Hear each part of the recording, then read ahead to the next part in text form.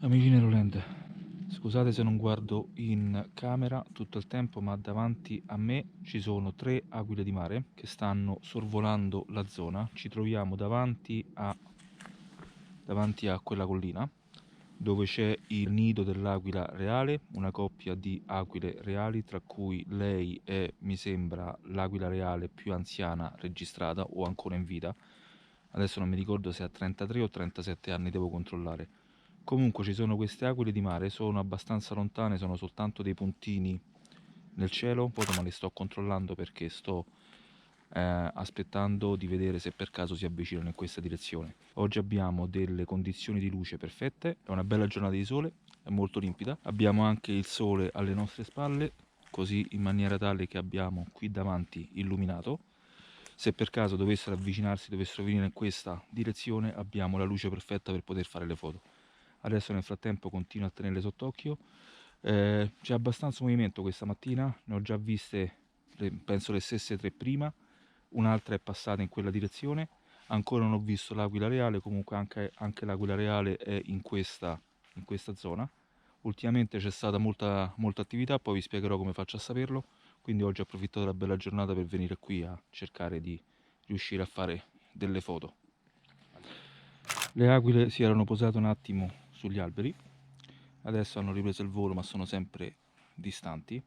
Allora, visto che l'altra volta l'avevo preannunciato, adesso mentre le tengo sotto controllo sperando sempre che si avvicinano, magari vi parlo un po' delle impostazioni che uso per la fotografia di wildlife, in particolare per i grandi rapaci. Uso la macchinetta principalmente in manuale, quindi sono io a decidere il tempo di scatto, l'apertura e anche l'ISO quando sono in queste condizioni, ossia verso il cielo aperto, perché in queste condizioni la luce non cambia.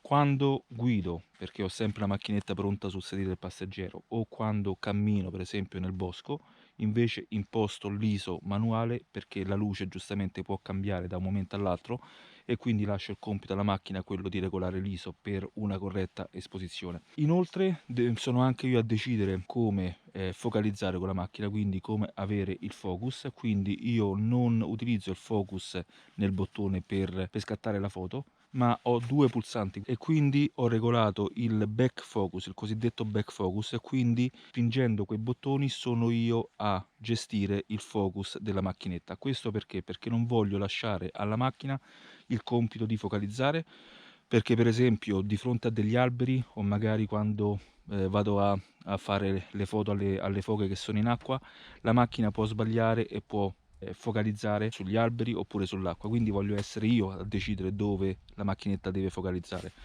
Il tasto superiore è impostato sul gruppo 25 punti di focalizzazione, mentre il tasto inferiore, che è anche il joystick, quindi quello che posso muovere lo zoom, il mirino diciamo, è invece sul singolo punto di focalizzazione, e io è quello che uso principalmente perché voglio sempre cercare di andare a prendere l'occhio dell'animale, del soggetto. Poi per quanto riguarda il tempo di scatto, giustamente per gli uccelli in volo è un tempo di scatto molto elevato, adesso sono su 1600 perché gli uccelli comunque sono molto grandi e le aquile solitamente sbattono poche le ali, quindi si muovono abbastanza lentamente, diciamo, quindi è abbastanza sicuro. A volte si può anche scendere a 1000 o 1250, dipende dalle situazioni. Ovviamente se ci sono degli uccelli più piccoli che volano, quindi sono molto più veloci, alzo il tempo di scatto massimo che mi spingo è fino a 3200-4000, dipende anche dalle condizioni di luce perché poi altrimenti c'è troppo rumore nella foto. Per quanto riguarda invece l'apertura, questa lente, il Tamron 150-600, diciamo che il risultato migliore lo ottiene a f9, quindi momentaneamente ce l'ho impostato in quella maniera. Se per esempio l'aquila si dovesse posare su un albero qui di fronte vicino a me e volessi fare un bello sfondo un po' fuori focus, quindi per fare risaltare l'aquila, in quel caso abbasserei l'apertura a 6.3, che è l'apertura massima a 600 mm. C'è stata parecchia attività, poco fa erano addirittura 4 su quest'area, però purtroppo si sono sempre tenute a distanza. Ho fatto qualche foto, ma mentre 2 esemplari di aquila di mare giovani si stavano attaccando in volo, stavano giocando in volo. Momentaneamente non sta succedendo niente, quindi ne approfitto per darvi qualche consiglio su come implementare la fotografia di wildlife.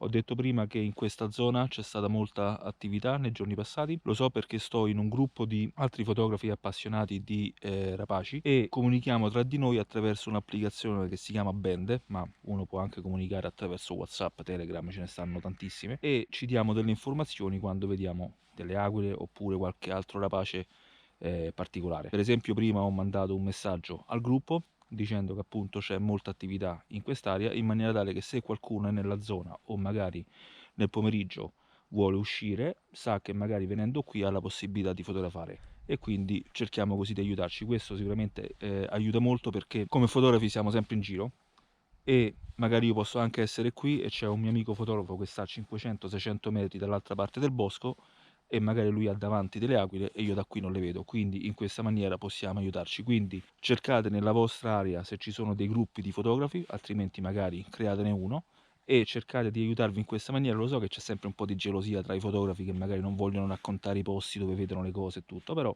noi invece ci aiutiamo e questo ci permette di portare a casa risultati migliori. Secondo consiglio, armatevi prima di tutto di santa pazienza, perché come dicevo anche l'altra volta, la fotografia, soprattutto per quanto riguarda i grandi rapaci, ci vuole tanta pazienza. Io momentaneamente sono circa 2 ore che sto qui, sto vedendo comunque qualcosa di particolare, perché comunque è sempre bello vedere il volo delle aquile. Sto qui in attesa di portare a casa un risultato buono, che magari questo risultato non avviene, magari posso stare anche qui tutto il giorno e le aquile si tengono sempre a distanza e quindi torno a casa con niente nelle mani. A parte che comunque sto in natura ed è sempre bello, e poi in natura succede sempre qualcosa.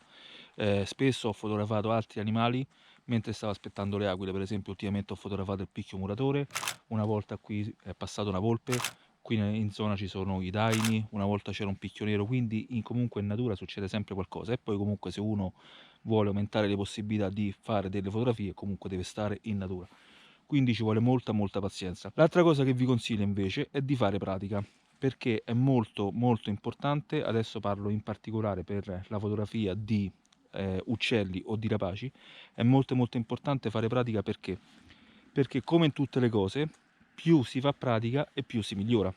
E anche il semplice fatto di riuscire ad avvistare gli uccelli in volo, quando a volte sono soltanto dei puntini lontani, questo avviene quando uno ha molta pratica, molta esperienza. Allora, appena prima ho finito di registrare un'aquila, finalmente si è decisa a venire in questa direzione, è passata lì dietro, sempre lontano ma diciamo fotografabile. Infatti sono riuscito a fare delle foto, ho già controllato, alcune sono venute bene penso, soprattutto perché l'aquila aveva il sole in faccia e quindi è proprio la condizione perfetta per fare le foto. Quindi vedete che comunque aspetta e alla fine comunque la pazienza ripaga.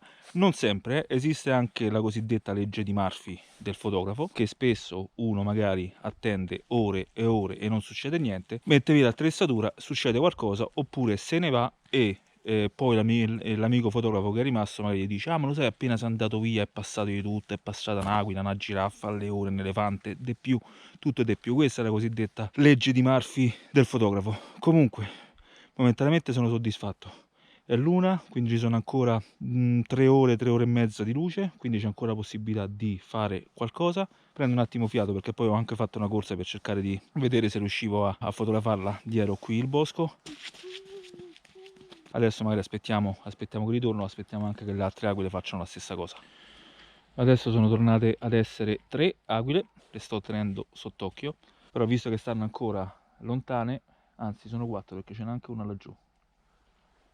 Ok, quindi cerco di tenerle sotto controllo tutte e 4, anche se sono separate. Comunque intanto continuiamo con il discorso dei consigli. Parlavamo di pratica. Allora, la pratica è molto importante sia per il discorso che facevo prima, sia la vera e propria pratica sul campo. Che cosa intendo? Che dovete sapere come funziona la vostra macchinetta, dovete conoscere a memoria la vostra macchina, dove sono i bottoni per le varie impostazioni, se dovete cambiare l'esposizione, l'ISO durante l'azione, durante il movimento, dovete sapere a memoria come funziona, e in più dovete avere la pratica di sapere come fotografare gli uccelli. Per questo vi consiglio di esercitarvi molto, andate nel parco cittadino, andate nel giardino di casa o appena fuori città ed esercitatevi su dei soggetti che magari non sono così interessanti come per esempio possa essere un'aquila, magari sono le anatre, il germano, o le oche, i gabbiani, un corvo o qualcosa, ma sono molto importanti per esercitarvi, per sapere come fotografarli, quindi fino a quanto potete spingere l'ISO oppure l'apertura. In più anche una cosa molto importante è la capacità di sollevare l'obiettivo e di riuscire ad inquadrare subito un uccello in volo e seguirlo, e quello vi assicuro che all'inizio non è facile, perché spesso, soprattutto quando la lente è spinta come questa qui a 600, si rischia di alzarla e non riesci a trovare il soggetto, nel frattempo il soggetto passa. Vi assicuro che non c'è niente di più frustrante di andare fuori sul campo, succede un'azione e non essere abili, non essere veloci abbastanza per riuscire a fotografare quella situazione. Quindi è per questo che la pratica è molto molto importante. Quindi esercitatevi, esercitatevi, esercitatevi. Poi comunque ricordatevi che tutte le volte che comunque andate fuori perderete qualche situazione, perché non sempre uno è pronto, oppure perché comunque sbagliate qualcosa o magari vi siete dimenticati di cambiare delle impostazioni. E inoltre comunque anche quando si scatta, soprattutto a raffica, non tutti gli scatti possono essere buoni. Per aumentare la probabilità di avere scatti migliori, appunto, è molto importante la pratica.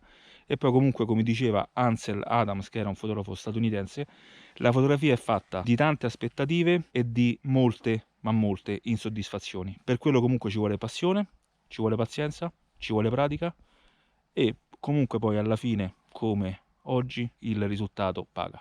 Momentaneamente non sta succedendo niente, 20 minuti che non si muove assolutamente nulla. Vi do gli ultimi due consigli veloci, altrimenti poi il video diventa troppo lungo, anzi vi ringrazio se siete arrivati fino a questo punto. Una cosa molto importante è conoscere il territorio, uscite sul campo e conoscete il territorio, perché spesso è il territorio stesso, gli altri animali, che vi suggeriscono se qualcosa sta succedendo. Mi spiego meglio.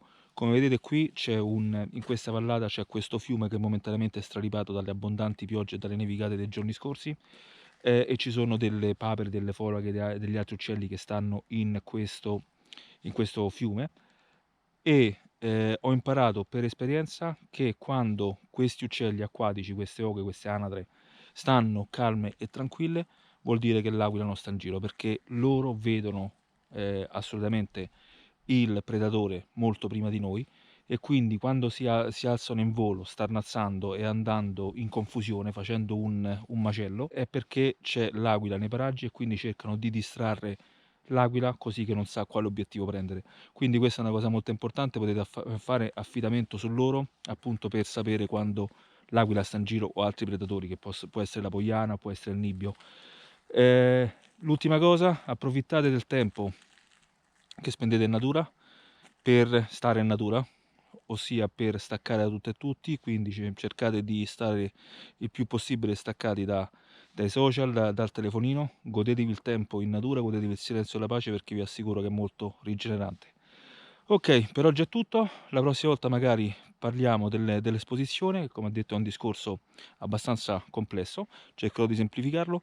Se vi è piaciuto questo video, come al solito vi chiedo di lasciare un like, di iscrivervi al canale, schiacciare il bottone della campanellina per ricevere una notifica tutte le volte che pubblicherò un video. Iscrivervi, intanto un'aquila di mare è tornata. Iscrivetevi al canale perché è molto importante, sarebbe un aiuto per il lavoro che faccio e per il mio canale, per aiutarmi a continuare a fare questo. Fatemi sapere nei commenti che cosa ne pensate di questo video, se avete delle domande, se avete altri suggerimenti, se no ci sentiamo la prossima volta. Ciao!